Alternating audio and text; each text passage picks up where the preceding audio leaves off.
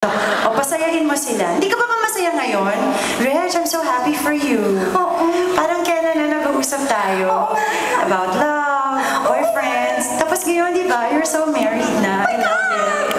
I'm so excited for you. Oo, siguro naman, 40 years old na ako.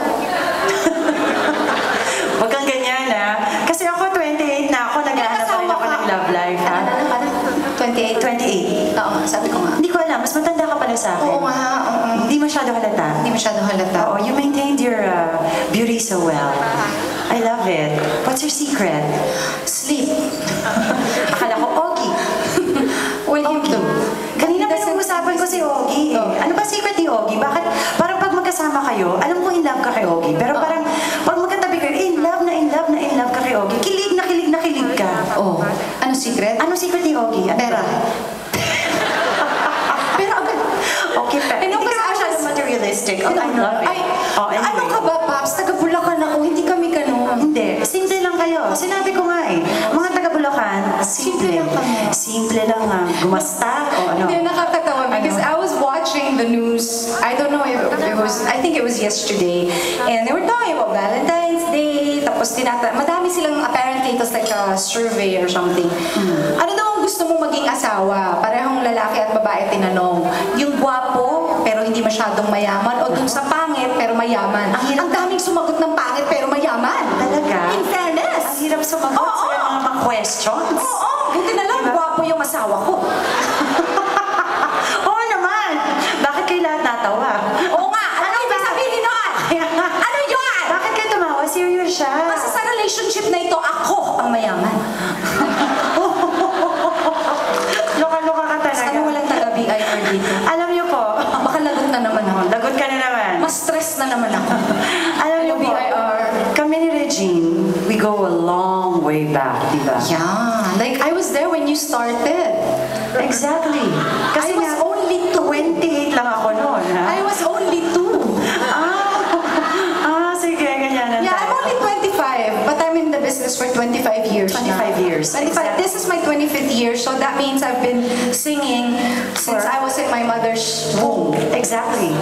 Parang ganyan na rin yung line ko. Ako nga, iniisip pa lang ako na nanay ko, kumakanta na ako. Paano ba yun? Paano ba yun? And it's so nice to perform with a friend all the time. You know, we rarely see each other. Pero every time nakikita po kami, parang kailan lang, ay parang kahapon lang. Karugtong lang. Oo, parang yung kwento ko karugtong lang yung the last time that I saw her. So it's always nice. And it's so nice nga that after how many years, you get to see each other's dreams come true. I know. And ang gusto ko sa relationship natin, walang masyadong pressure.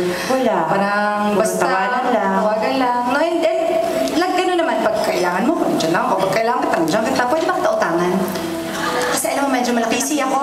Busy ako. Pagkatapos itong show na ito, dami pa akong gagawin. Kasi medyo malaki-laki yung ginastos namin dun sa West. Sa wedding, lalata ako nga. Oo nga.